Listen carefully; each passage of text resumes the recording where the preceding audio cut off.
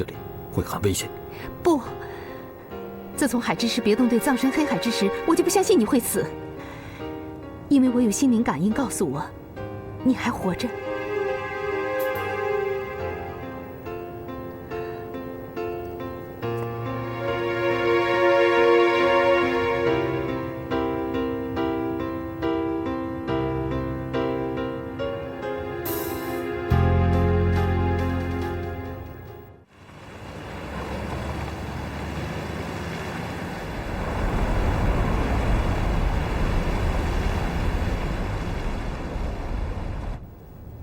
我本以为我可以寻找到新的爱情，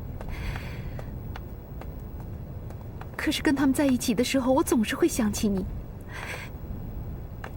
想起我们之间的种种回忆。安国，我不能忘记你。你能回头看看我吗？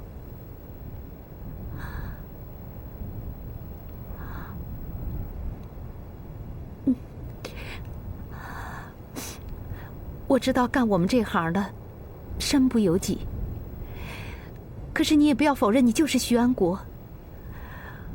我不会带给你任何危险的。我知道你的任务高于一切，我甚至知道你的真实身份。对于此刻窘境，徐安国捋不出头绪，心还乱。当他看到上官佳慧动情的眼神，似乎他相信了。可此刻上官佳慧道出他真实的身份之说，徐安国又慎重地回避了这过于激情的场面。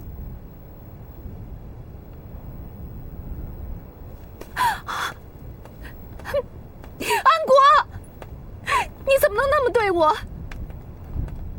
你怎么能对我那么狠心？你不应该。徐安国，徐安国，你给我站住！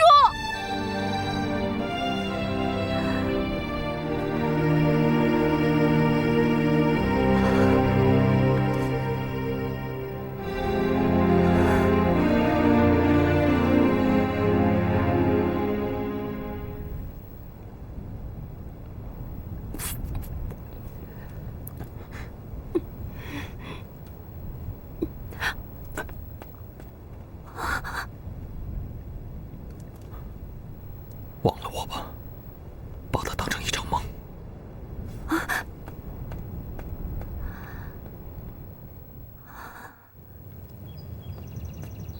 混蛋！中国特工太无礼，必须给他们一点颜色看看。萨莎，我们应该去请示一下莫斯科，你说呢，萨莎？对，去见科尔金。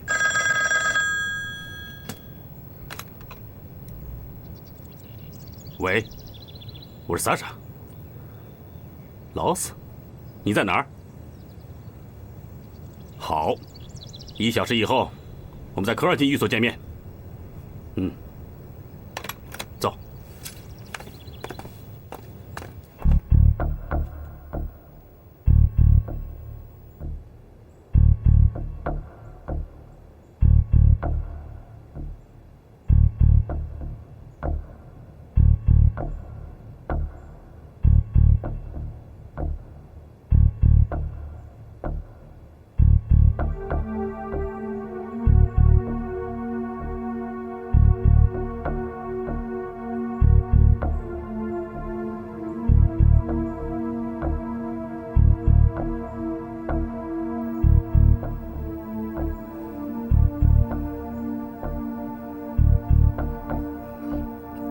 哎，你看到什么了？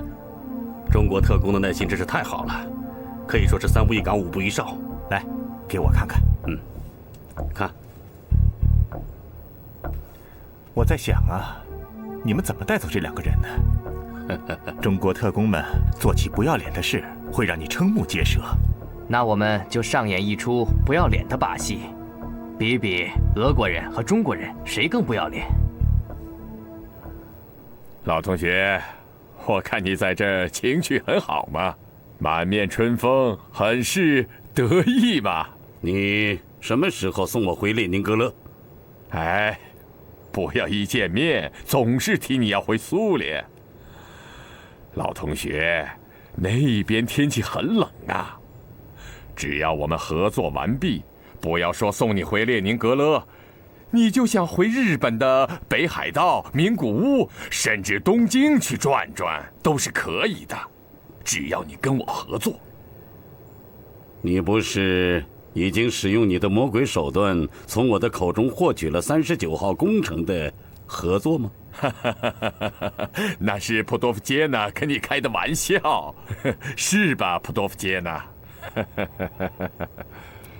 伟大的莱蒙托夫曾想用诗歌赞扬你们幕府时代的武士，后来他放弃了这个念头，原因是因为冷兵器时代不管如何英勇，可终归是愚钝的傻活儿。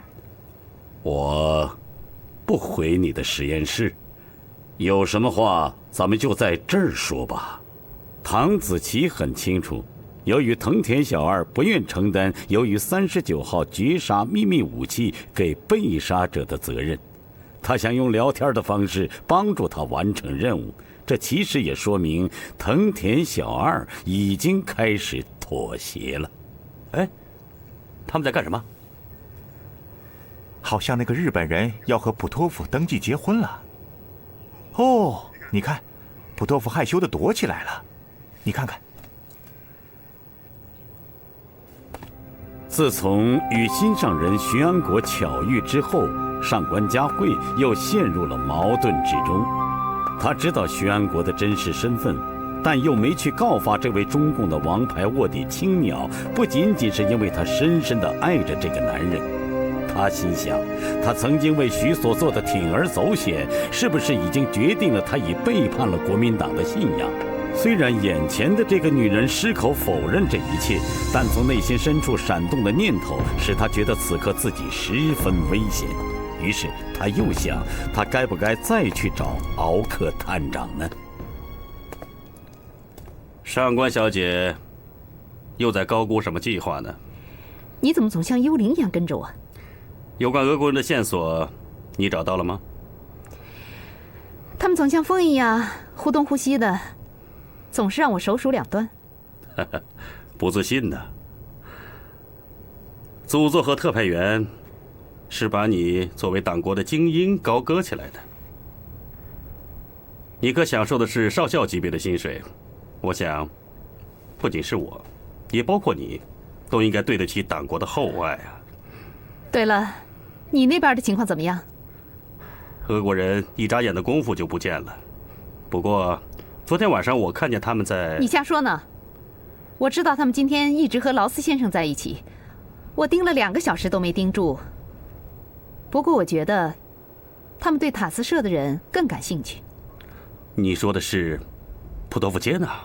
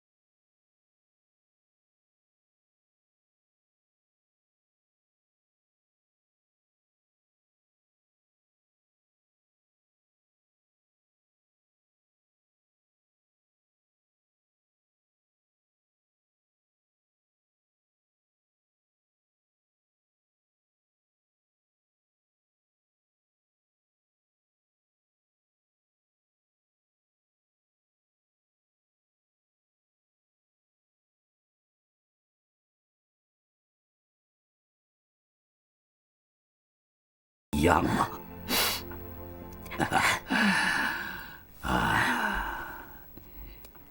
一会儿我给你找几张唱片，听几段音乐，嗯？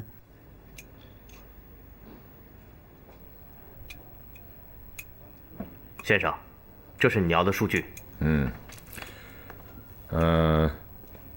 试验的老鼠你们进行观察了吗？我们已经做过29次临床实验了，现在已经进入隔离观察期。嗯，那就如果这一次又失败了，我们可否更换另外一种动物呢？我记得当年731部队不是用人做过实验吗？既然是39号绝密工程，那它肯定是不折不扣的杀人武器。是。所以，我需要几个死囚犯或者是政治犯人。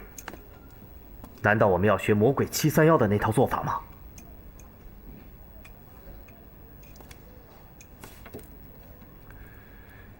你们大家都听着。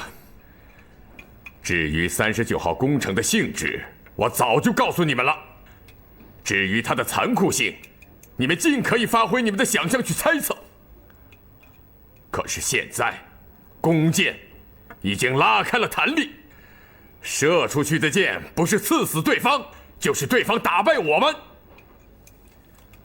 我们39号秘密工程必须是一支带毒的箭，所到之处都能使国军力挽狂澜。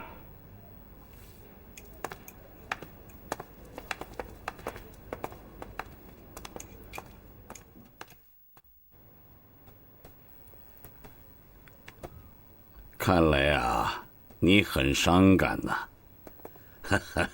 当然啦，寄居异国他乡，心情的反差自然是会要大一些的。不过，您请。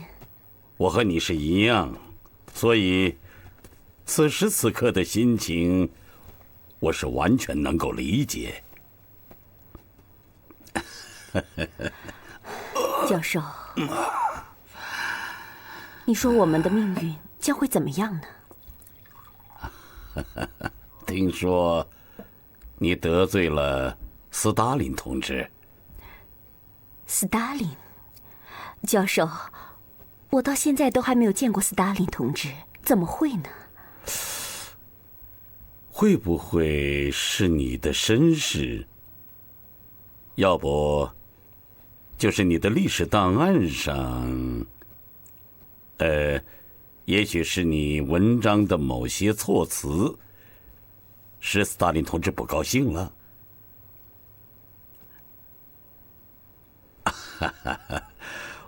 我知道，你的祖母和尼古拉二世是相好，可是，普多夫杰娜，沙皇尼古拉二世已经死了好多年了，你到现在还这么执着地寻找他的遗骨，你的行为真是让我匪夷所思啊！教授，我跟你说过，我这么做是我祖母的遗愿，而且也是我做特工最大的动力。那你是在为谁工作呢？当然是民国政府。啊，唐子琪答应过你什么了吗？蒋经国先生答应你为你寻找到尼古拉的遗骨了吗？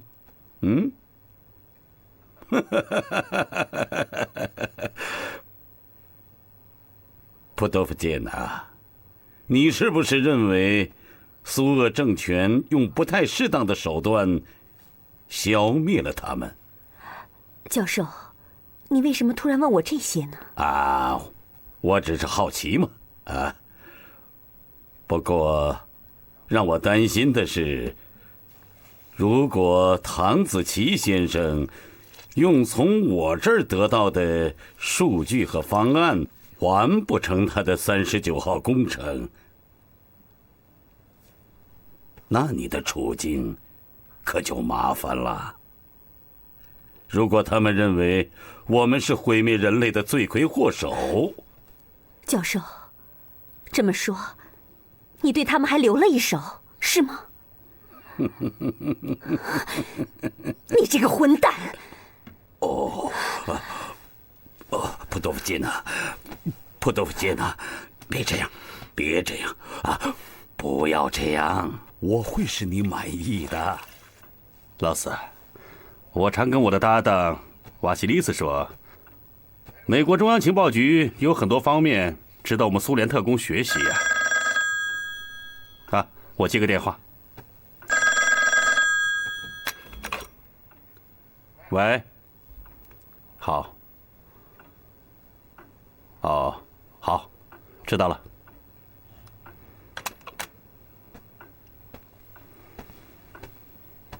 老四，你到中国几年了？断断续续差不多6年了吧？你觉得这次我们会成功吗？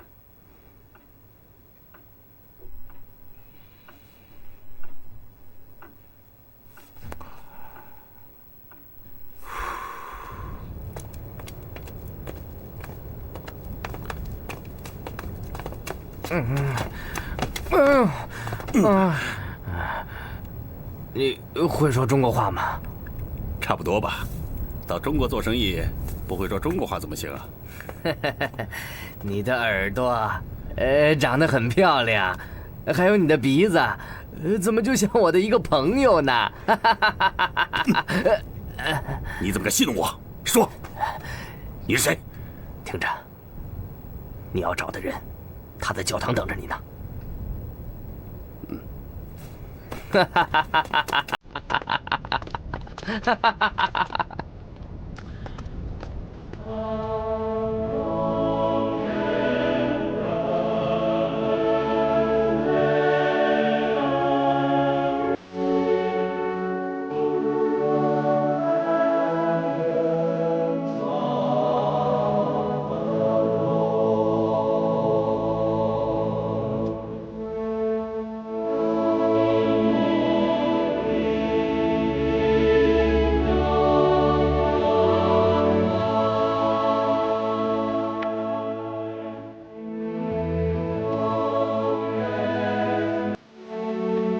请到厅外右侧第4条桌下等我。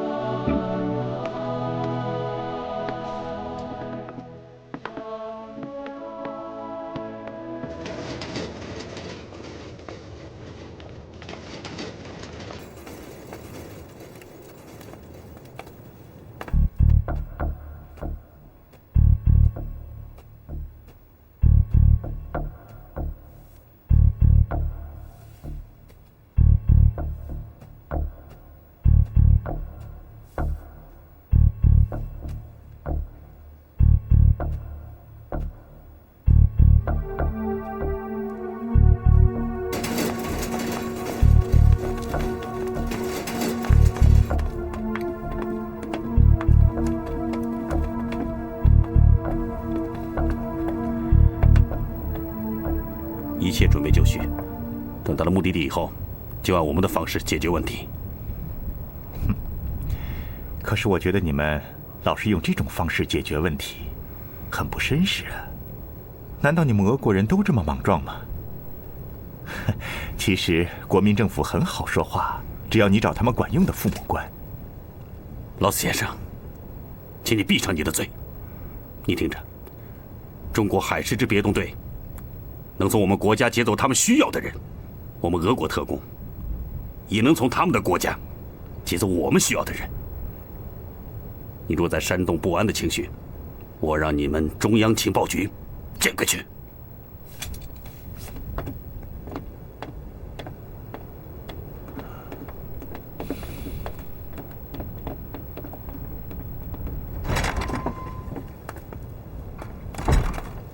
嗨，等一下，你别去了。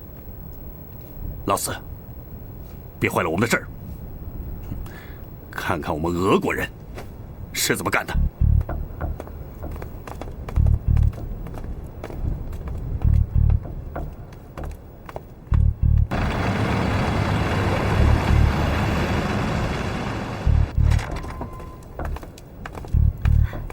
第2个房间。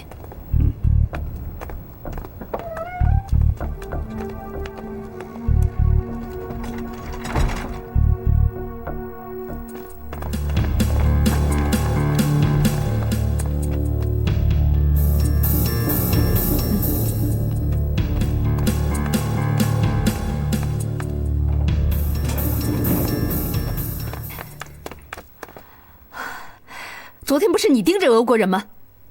可这并不能说明是俄国人干的。立刻向组做报告。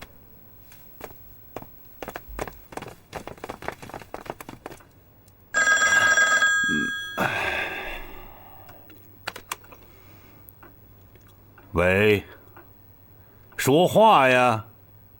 什么？哎，你说什么？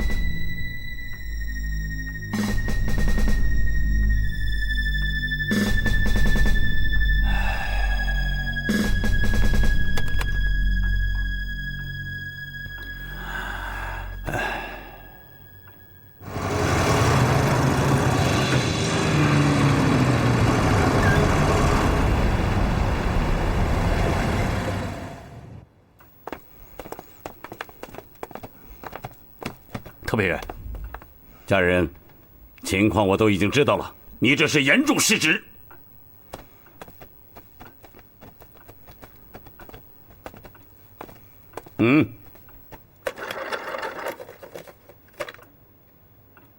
特派员，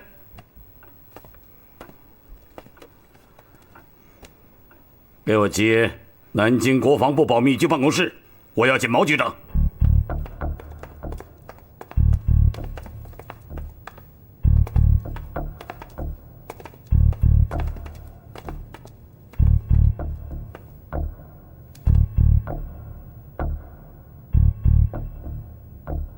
大黄蜂，你应该知道，在这个节骨眼上，藤田小二对我多么重要。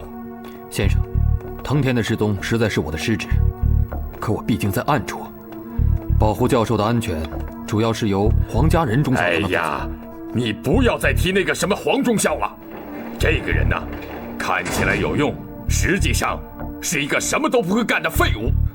先生，我呀，正准备要你官复原职呢。先生，不可。为什么？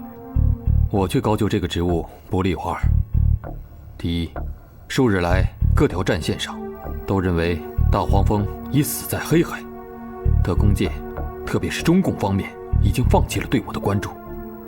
在这种情况下，我更可以辅佐先生完成39号机要。第二，我们在苏联行动期间枪杀了不少江湖中人，他们万一是来找您寻仇，那事情可就糟了。你看，你们什么时候可以找到藤田小二呢？这个日本人对我们还有用吗？工程进展不是在您的倡导下已经接近目标了吗？我是说，你什么时候限期可以找到藤田小二？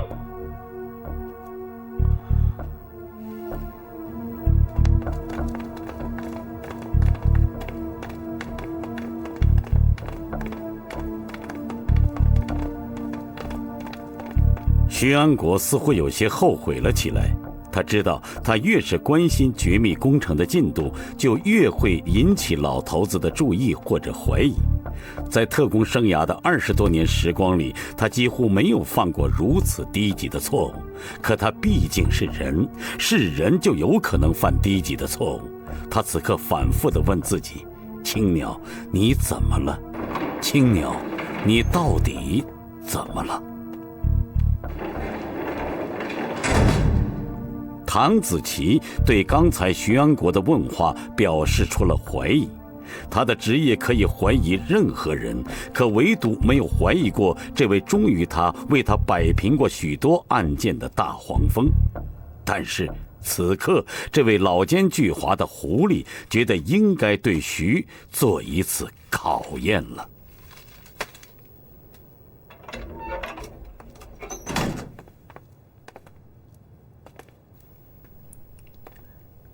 要不要现在给他们上解药？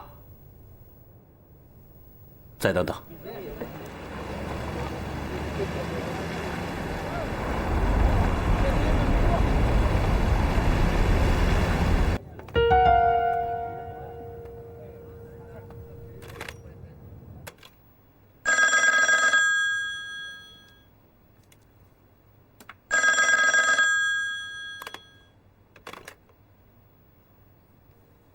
喂，听着，奥克，我需要得到你的帮助。五舅的病好了没有啊？今天晚上8点，我在老地方等你。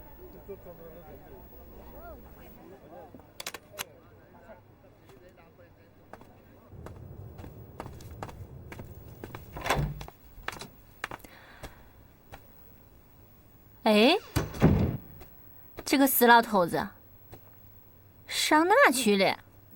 知道了，让五舅好好保养身子。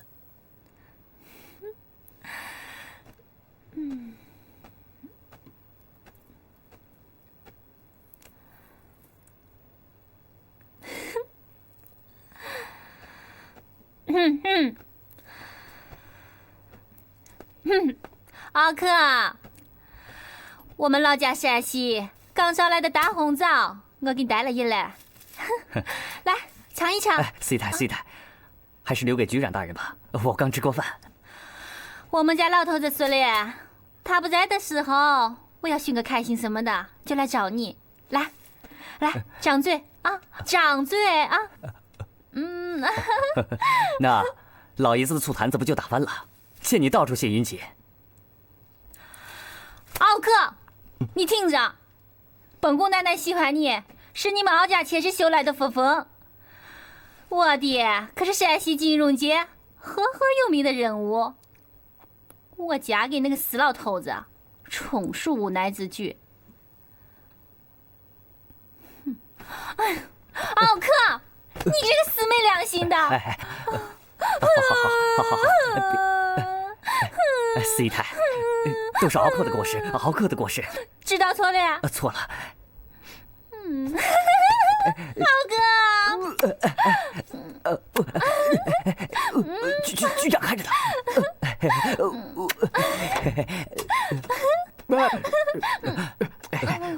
我真的什么都没看见，真的，我什么都没看见，真的，回来。局长大人因公出差啊，司仪太带了点家乡的红枣啊，来慰劳弟兄们啊，来给弟兄们发下去。哎，好，哎呦，是枣子，哎，好，哎，快出，快出！哎呀，哎，弟兄们，局座太太给咱们送大红枣来了！来，真不错！你给我点。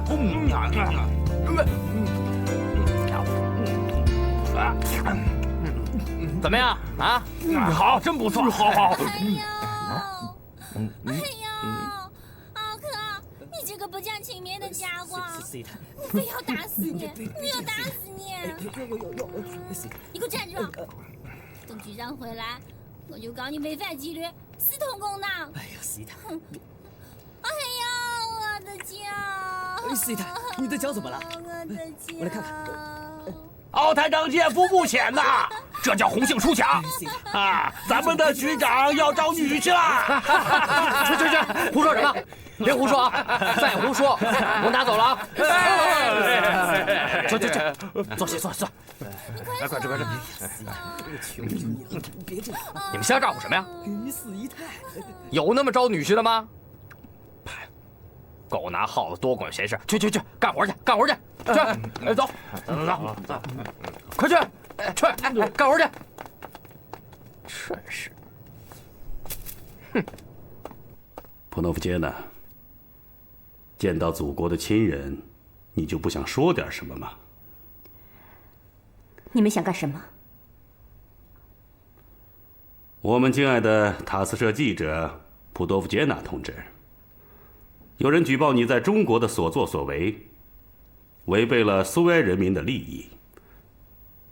还有人向我们举报，你在中国参与国共两党内战，作为战地记者不思进取，企图以不真实的报道文章引诱我们苏联人民和苏维埃的党政首脑、将军以及政府官员们接受关于中国内战的不真实的情况。我没有这么做，萨沙同志。我的文章客观真实，并以展望的角度报道了中国内战情况和期望世界和平的观点。从莫斯科以前彼得格勒档案局调查的情况来看，你属于末代沙皇尼古拉二世的远亲娜塔莎贵族。你的祖母曾经是沙皇的情人。在娥皇一家人被镇压了许多年后，你一直在寻找他们一家人的遗骨，是吗？是的。这难道有什么错吗？我们的尼古拉爷爷热爱他的臣民，毕生致力于中兴俄国。后来，他已经把俄国的政权移交给了临时政府的先生们。沙皇的退位，意味着俄国将产生一个民主自由的新时代。可是你们布尔什维克打败了他们，占领了东宫。难道你对我们布尔什维克打败临时政府、建立苏维埃政权感到不快吗？早在公元1911年，中国也推翻了统治数百年之久的满清王朝。可他们的革命党没有杀死末代皇帝，而是给了他享受生活的特权，让他活了下来。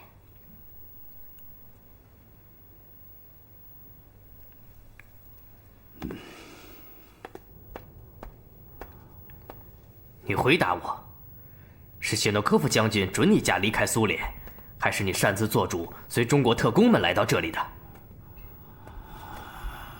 哎呀，抱歉呐，非常抱歉，我是在不知情啊，甚至说是在糊里糊涂的状况下来到了中国。哼，我真不该来中国呀，因为中国正在打仗，而我厌烦战争。我们苏联也在打仗，正是因为战争才把我们的命运连在一起。教授，你很不诚实，知道吗？谢诺科夫将军他很生气，他对你不辞而别跑到中国来作秀，非常的不高兴，甚至是大动了肝火。啊，抱歉，非常抱歉。我记得当时我对谢诺科夫将军说起了居里夫人发明了油，啊，他让能源认识产生了一场革命。可是，希特勒的物理学家们在战争初始，也就是1939年，学着用油去研究原子弹。啊，当然，那时候原子弹不叫原子弹，那是在日本的广岛和长崎爆炸之后才叫做原子弹的。可是后来，谢诺科夫说我的研究是谬误。住口！什么乱七八糟的？谢诺科夫这个名字是随便乱叫的吗？那我应该如何去称呼他呢？你应该叫将军，是谢诺科夫将军同志。啊，明白了，明白了，应该叫做谢诺科夫同志。哦，不，应该叫谢诺科夫将军同志。亚历山卓皇后是德皇亲戚。当德国与俄国开战之际，她被人民当作奸细，这是导致尼古拉爷爷御驾驭任的主要原因。后来，他的孩子塔提亚娜、欧嘎、亚历塞伊和卢维纳克患上了麻疹。当时，俄国的首都圣彼得堡，很多人得了这种病。据史书记载，这便是末代沙皇尼古拉二世卸任的主要原因吗？是的。撒谎！当时沙皇正面临民众的反叛和历史的重大压力，世界潮流滚滚向前，不退位那几乎是不可能的。因为我们布尔什维克更有实力，更能体现俄国民众的心声，于是我们建立了苏联政权。请问，是如今的列宁、斯大林时代的疆域宽广呢，还是俄皇时代？你抓住我，就是为了跟我讨论这些令人麻木的、伤脑筋的问题吗？普多夫杰娜，你有没有犯下出卖祖国、干涉内政和扰乱和平的罪状？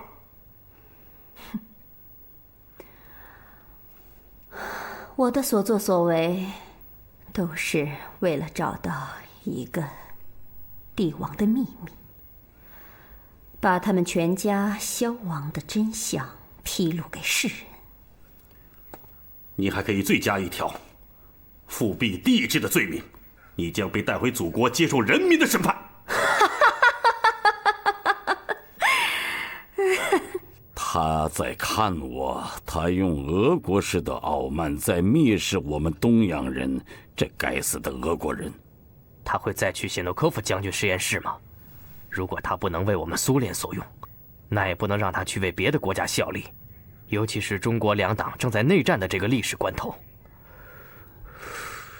他似乎看出了我的破绽，我不能在他面前表现出软弱。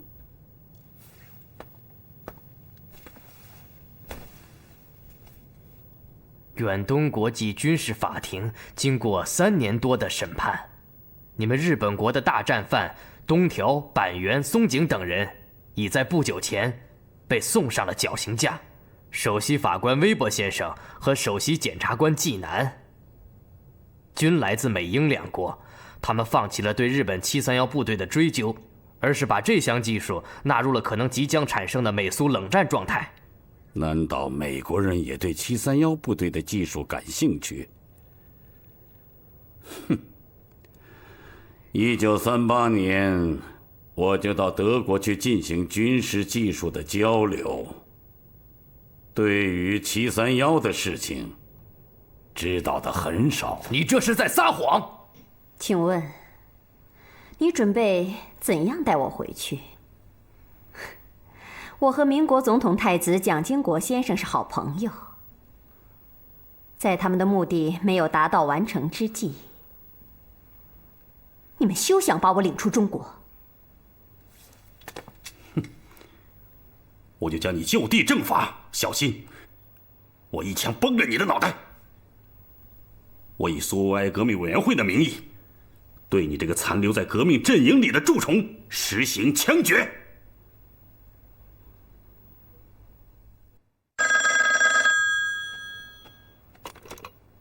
你好。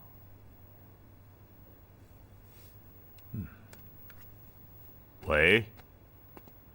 哦，劳斯，你终于露面了。好吧，你来吧。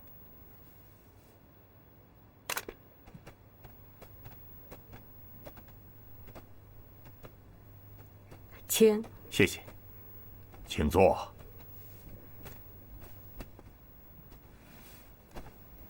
阁下，在你的指导下，可以说我完全给了你面子，帮助了你的莫斯科客人。可他们太不够绅士了。哼，做间谍从来就不需要什么绅士，只要达到目的就可以了。还有，我们承诺给你的卢布，已经存入了你的名下。你还有什么要说的吗？我想要你知道。普多夫不仅是藤田小二的玩具，他也是我的情人。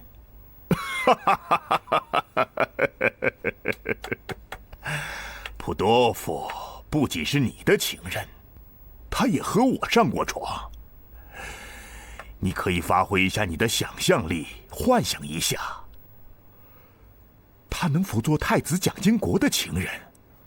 还有那像幽灵似的影子旗。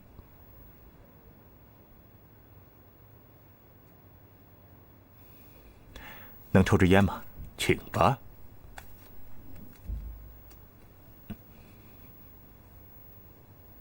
忘得无言儿渔船，好若你晚到了迷回。这么说，你怀疑飞鱼的投诚有假？而且。老头子已经对我产生了不信任。宝石的情况怎么样？宝石的情况不错，他已经摸清楚了别墅的死穴，而且基地的情况进展很大。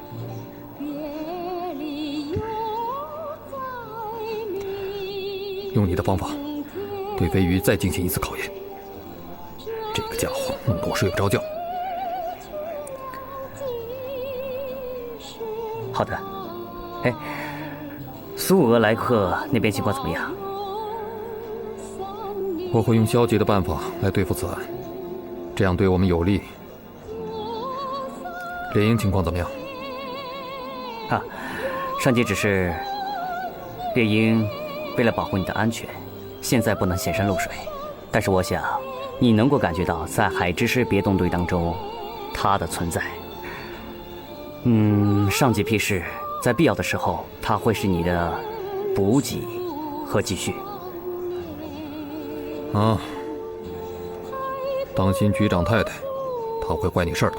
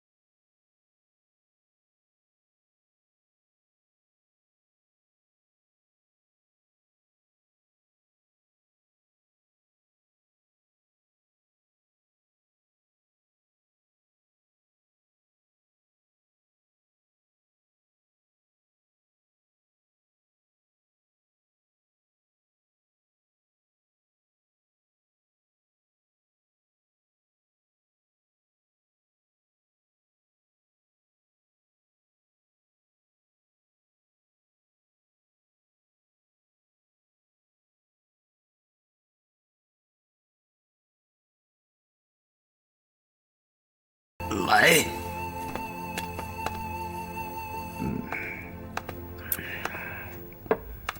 请。谢谢。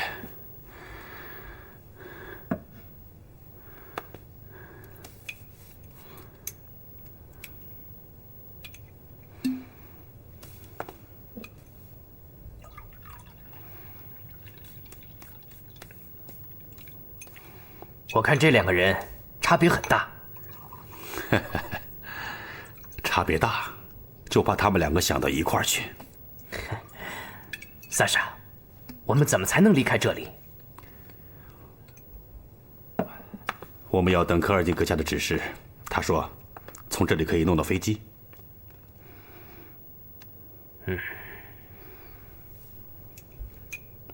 来，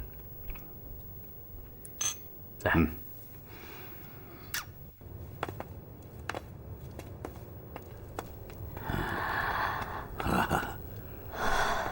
普多夫杰娜，普多夫杰娜，别伤感了，我们很快就会再见面的。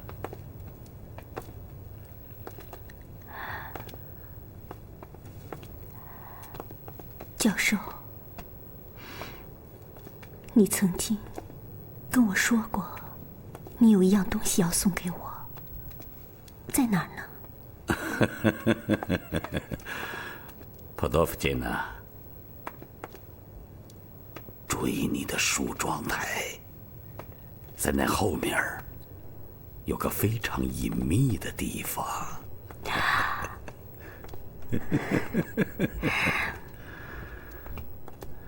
教授，你回去以后会想我吗？普多夫杰娜，放心吧，我们一起回到苏联去，我不会忘记你的。在列宁格勒的郊外，我有一所非常漂亮的法国式的别墅。那时候，我们就不会分开了。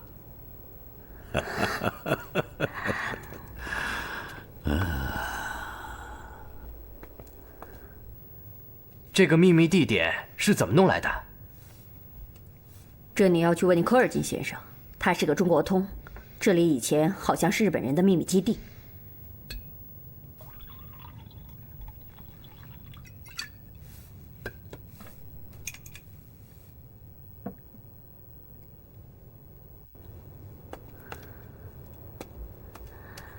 啊，普多夫杰娜，你让我回苏联，就等于让我死！你这个伪君子！伪君子！多福建呐！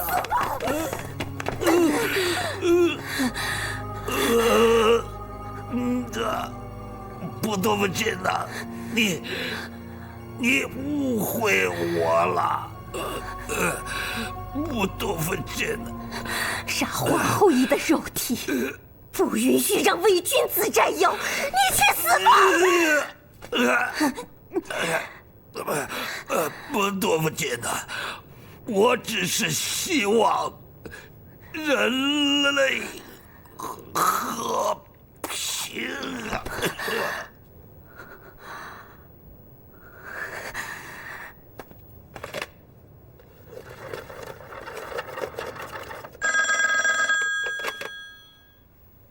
喂，是黄祖座吗？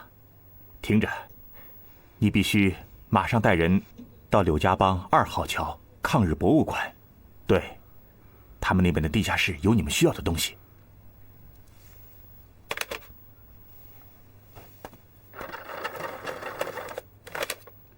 命令侦缉队、行动队立即出发。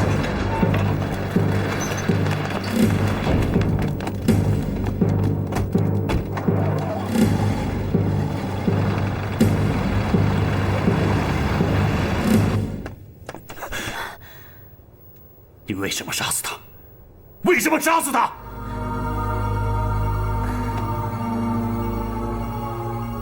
与其让我跟你们回俄国，还不如让我去死呢！你还没有回答我的问题，你为什么杀死他？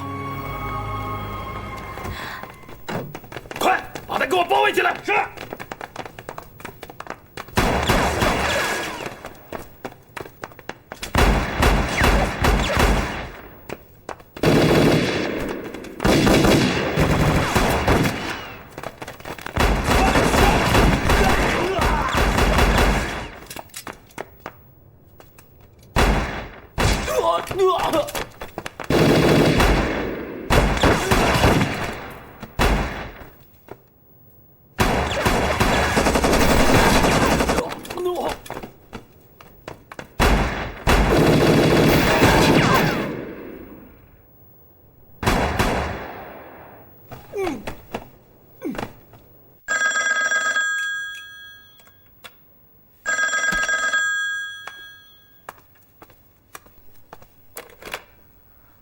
喂，先生，外线找你有急事儿，请问用不用转入军线？转入军线。请转入军线。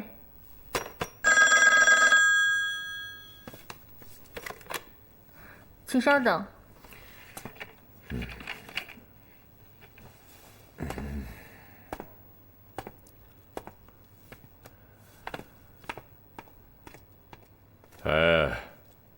我是唐子琪。什么？普多夫杰娜还活着？普多夫杰娜说，有很重要的事情要向您直接汇报。好吧，我知道了。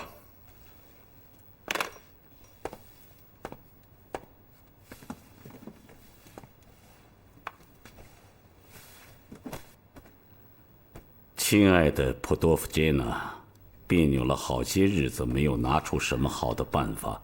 只好以这种写信的方式，把捉迷藏的游戏与你们继续做下去。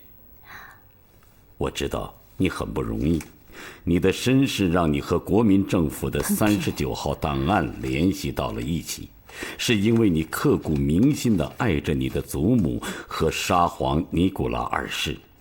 可是我要告诉你，你的行为与逻辑发生了混乱。你的最高理想不可能在帝俄时代已经结束了许多年的今天实现。原因很简单，因为你脱离了现实，光靠意念和信仰可能办不成事。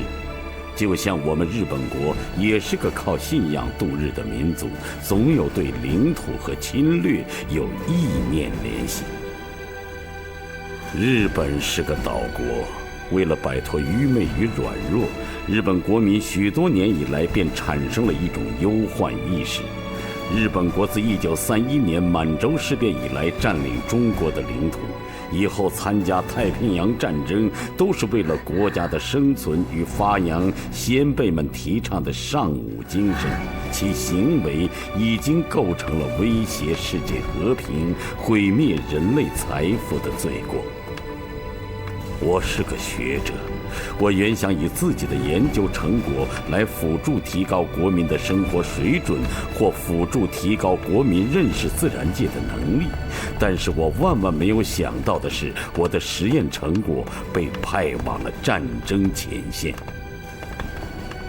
我于1934年来中国，后赴德国，均是日本政府安排的，为了研究绝杀武器，使轴心国能称霸世界。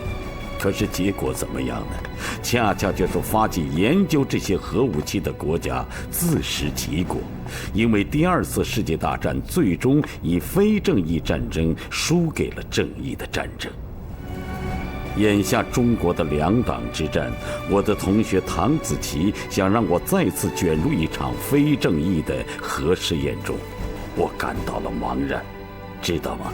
正是10几年前拒绝与我合作的这位麻省理工学院的中国高材生，如今却想用我的智慧再次面对残酷的杀戮。此时此刻，我多么想呼吁世界的正义，世界需要和平，请放下你们手上的核冒险，回到你应该步入的轨迹里去吧。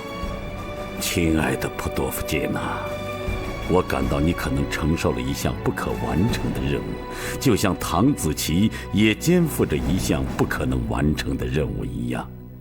如果有一天我死了，那么当你读到这封信时，请你相信我曾与你的结合也是赋予了浓重的情感，就像我热爱日本海的爽风、列宁格勒古典的建筑一样，对你充满了无限的深情。永别了，普多夫杰娜，放弃沙皇的影子，活得真实一些，热爱和平和生活吧。想不到藤田君居然是这样的热血之人呐！哎呀，看来是我错误地估计了形势，也错误地判断了这个人呐。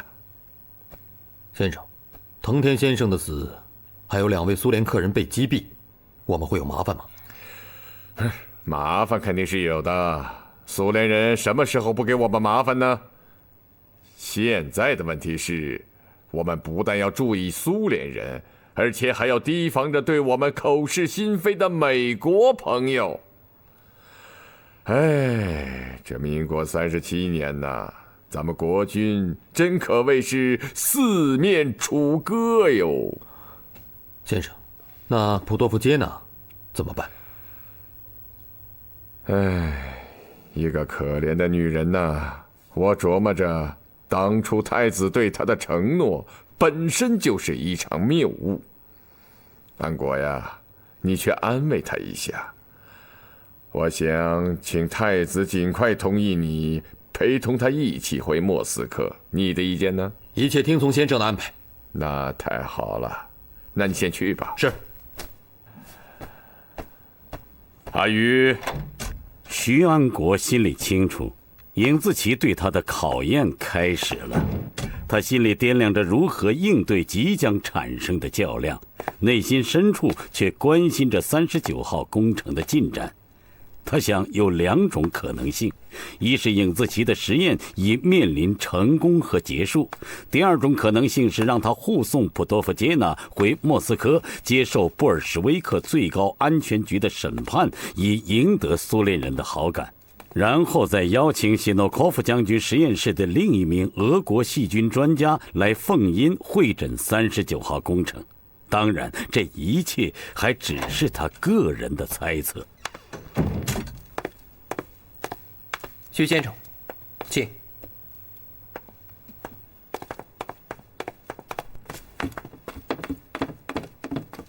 敖克接受了青鸟同志给他下达的考察国民党特工飞鱼钟振国的任务后，便开始精心酝酿这次在绝密战线上的筹备与策划。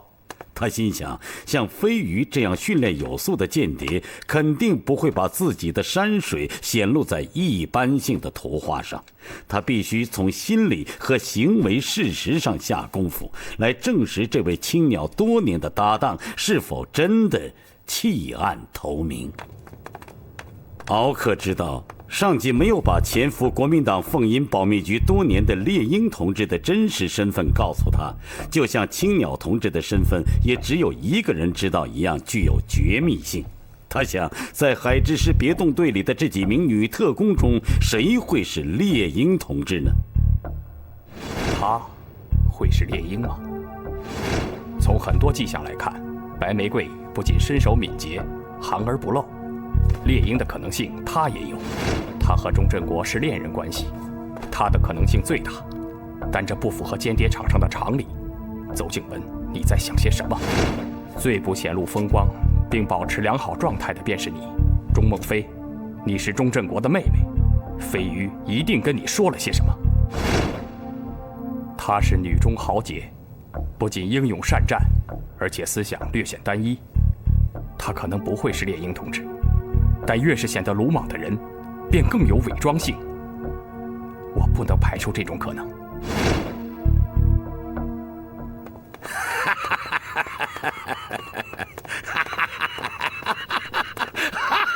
哎呀，本局长今儿是太高兴了！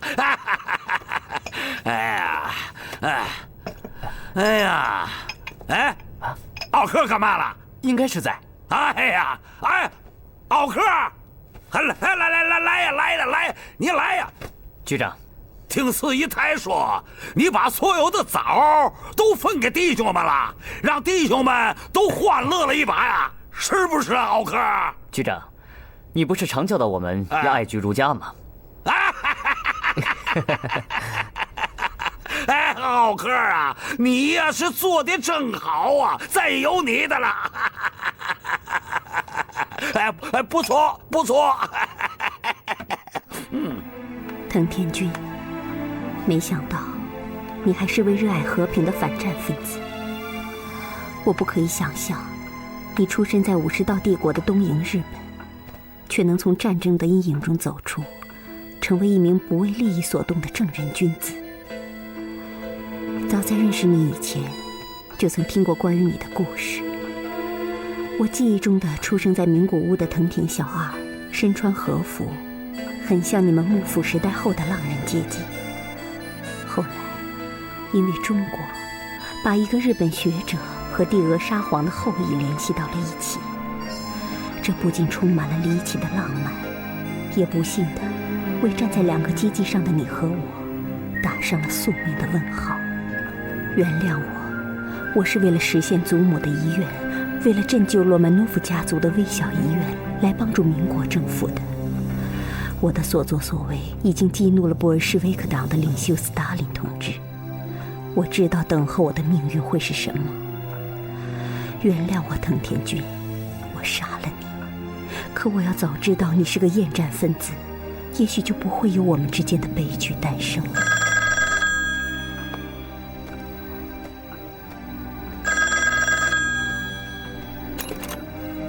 劳森，你怎么知道我在这儿？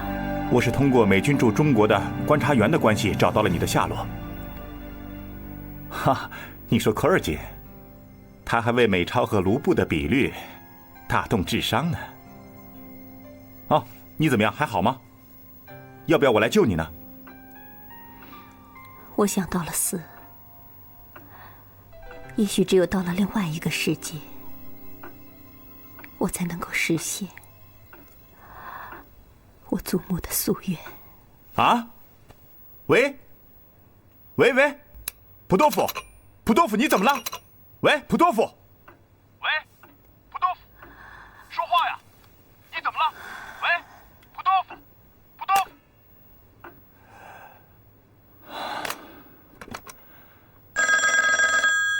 喂，普多夫。sorry， 我现在要去救一个朋友，拜拜。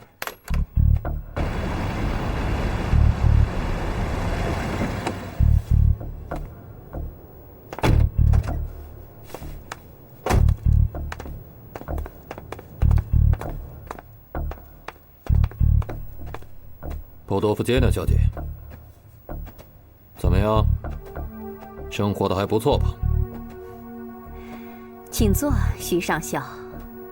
你每次出现的都恰到好处。上校，听说你官复原职了，准备何时带我回苏联呢？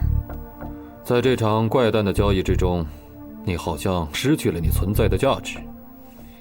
我奉命押解你回莫斯科，你将接受你们内政部特别安全委员会，也就是你们筹建之中的克可伯的审讯。我犯了什么法？我并没有损害苏联的利益。很抱歉，我们只是奉命行事。我们何时动身？明天下午。我在中国出的错，应该由民国政府予以追究吧？不对，你是苏联人，应该受到苏联政府的追究和调查。鉴于这场特殊的国际双边关系，我们国民政府在外交礼仪上与苏联已经陷入了被动。这是唐子琪的意思吗？嗯哼。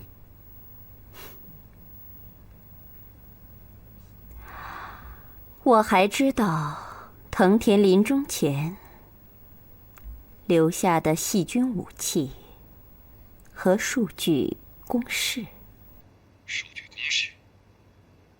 请问你还知道什么？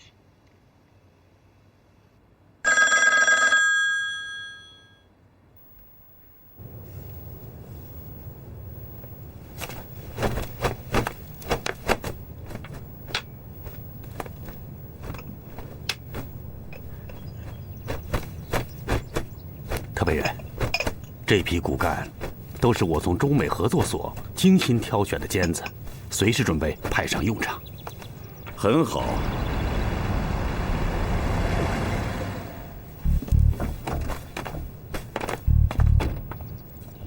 他们到了吗？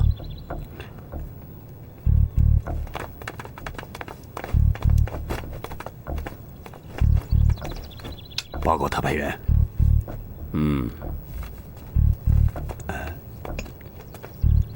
我有重要的情况汇报。他们能不能退下？退下。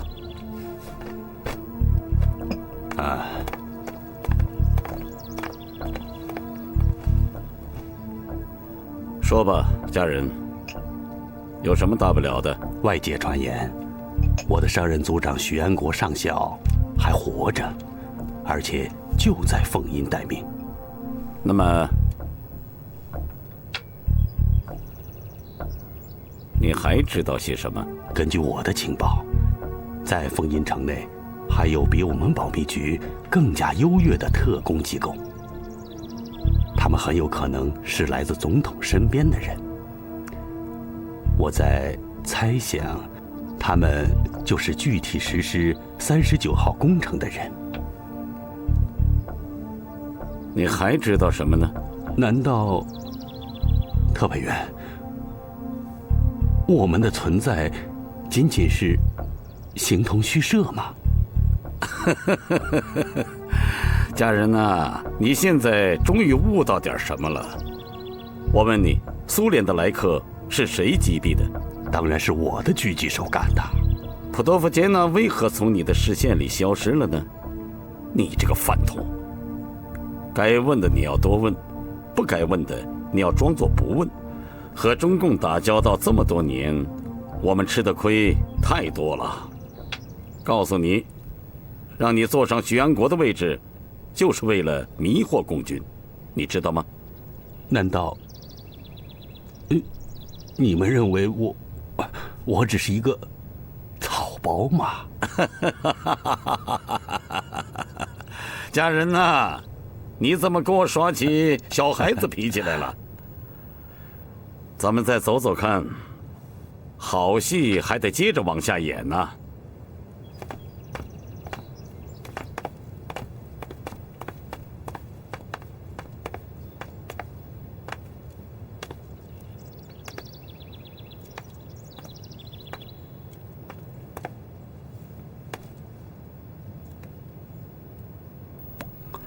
好像俎作又被特派员训斥呢。哎，上官，能不能透露一点内容给我？你以为你能接替皇俎作吗？哎，上官，你可不能挑拨离间呐！怎么，你还在恨我呀？其实我是真的喜欢你。如果我们俩能抛弃前嫌，我会用整个生命来爱你。你真厚颜无耻！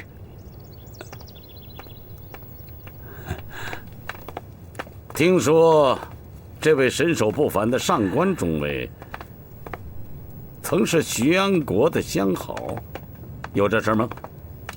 哎，他们俩才是真命鸳鸯，您有所不知啊。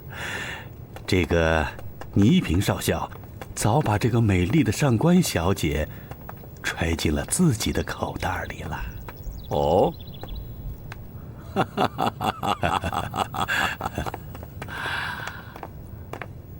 我跟你们说过，谁也不许进去，你听见了没有？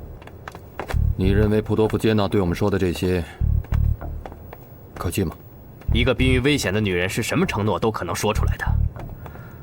我在想，她说藤田那儿有老爷子感兴趣的配方标本，哼，谁知道她说的是真是假？猜不透，我看不透这个苏联女人。那么，我们需不需要把这条线索告诉老爷子？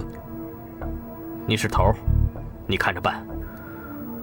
不过要看这样的选择对谁有利。郑国，你还没有回答我曾经问过你的问题，不要轻易回答我，考虑好了再告诉我。时间和我的表现会说明一切。站住！哎，你不能进去！哎，不能进去！这个外国人是不是疯了？他想干什么？站住！你再进去，我就枪毙你！哼！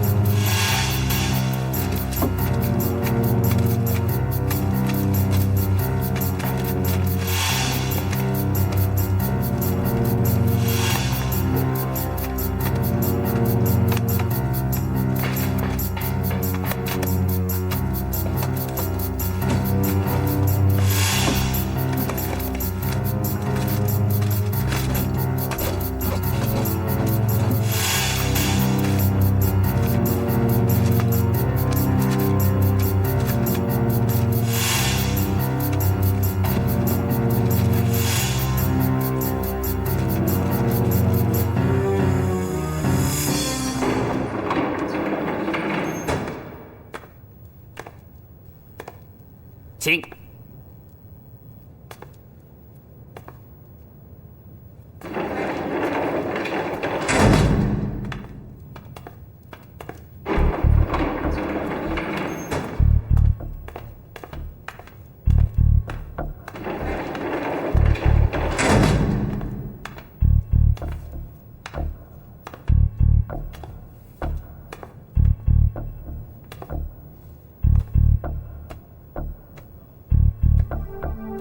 先生，我奉国防部的命令前来见你。啊，走吧。是。士贵啊，由于工作原因，我们在凤印很少接触。但是为了国家的利益，我们必须忍辱负重，肩负起太子和总统交给我们的光荣任务。我知道，不到万不得已的时候，你是不会到我这里来的。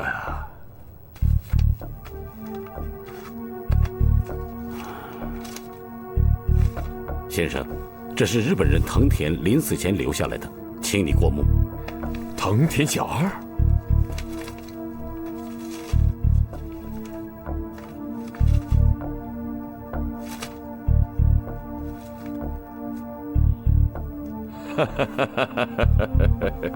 好啊，好啊，这下我们39号工程的重要问题就全都解决了。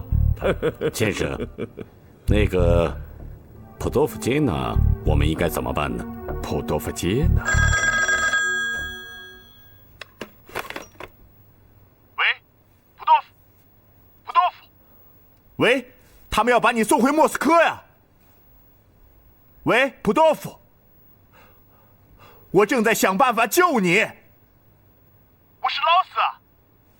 喂，普多夫，普多夫，普多夫，喂，喂。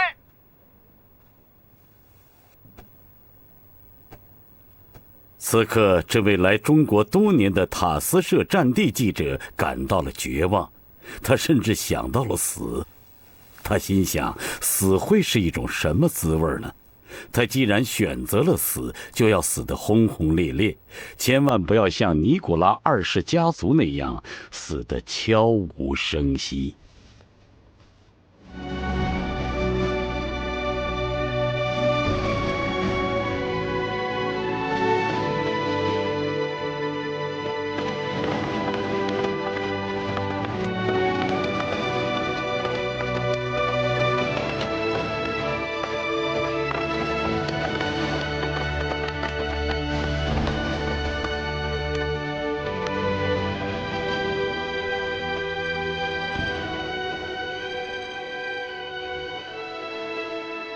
站住！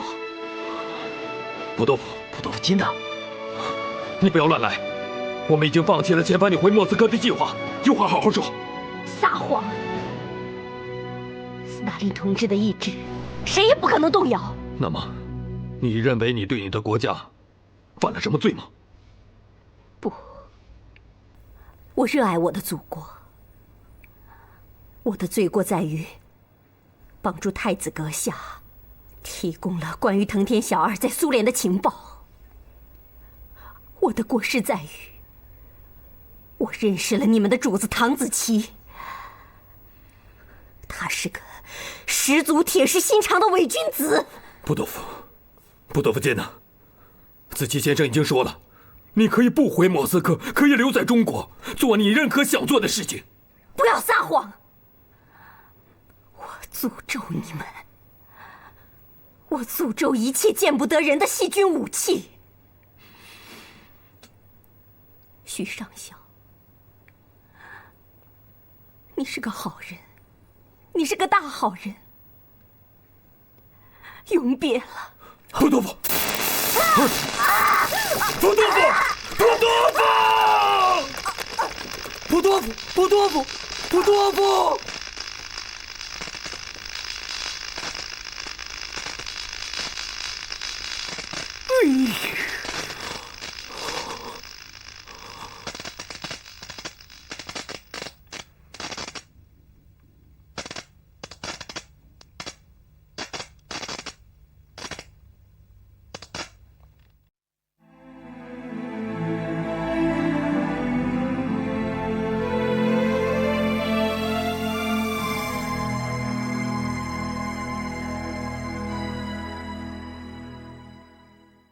！The wind is blowing gently, the fallen leaves are falling by the window seams.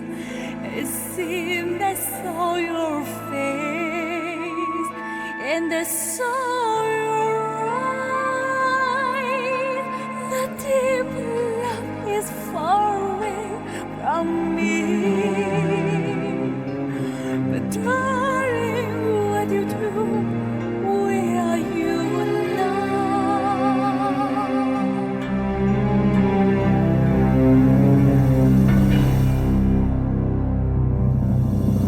Flowers have withered and the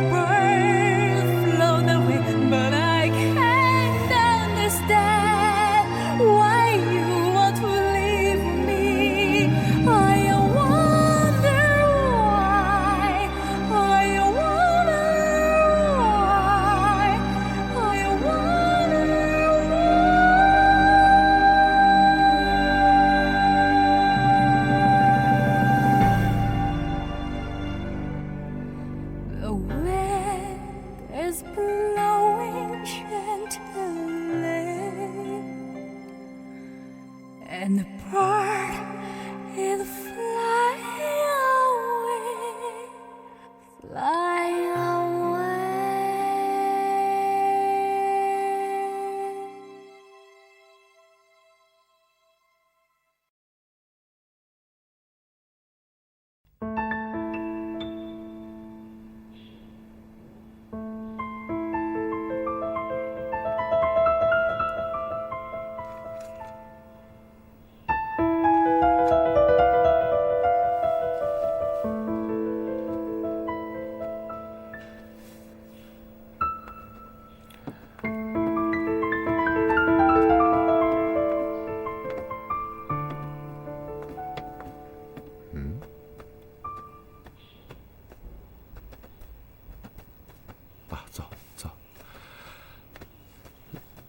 老人家这2天嘴里总是唠咕着，饭也不吃。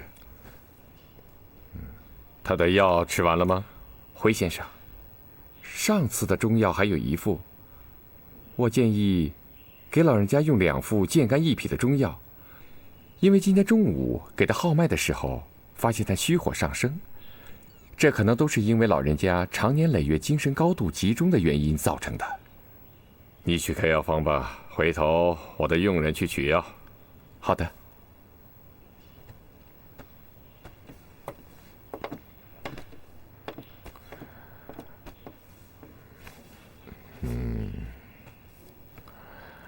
老太婆，你做好准备，很快我就把你们转移到一个安全的地方。晶晶，给外婆倒杯茶。嗯。